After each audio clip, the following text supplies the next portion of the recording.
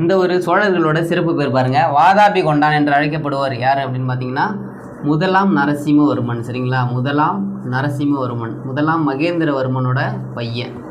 ஒன்றுன்னு போட்டுக்கிறோங்க, முதலாம் நரசிம்மவர்மன். இவருக்கு இன்னொரு பேர் இருக்குது, மாமல்லன் என்ற சிறப்பு பேரும் உண்டு, மாமல்லன். சரிங்களா, கங்கை கொண்டான், கடாரம் கொண்டான், இது ரெண்டுமே யாருன்னா முதலாம் ராஜேந்திர சோழன். சரிங்களா, ராஜராஜ சோழனோட பையன் இவர் தான், முதலாம் ராஜேந்திர சோழன். சரிங்களா, முதலாம் ராஜேந்திர சோழன்.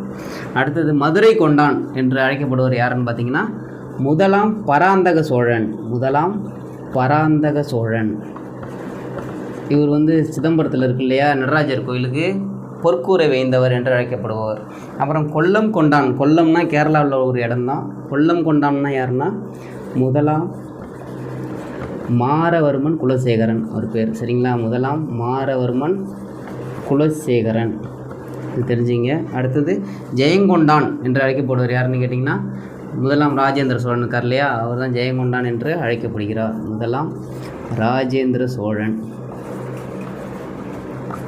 இந்த கங்கை கொண்டான், கடார கொண்டான், அப்புறம் ஜெயங்கொண்டான், இந்த மூணுமே அரியலூர் டிஸ்ட்ரிக்டில் அடுத்தடுத்த பஸ் ஸ்டாப்பிங் தான். சரிங்களா, தெரிஞ்சுங்க, முக்கியமானது கேட்கலாம் எக்ஸாமில்.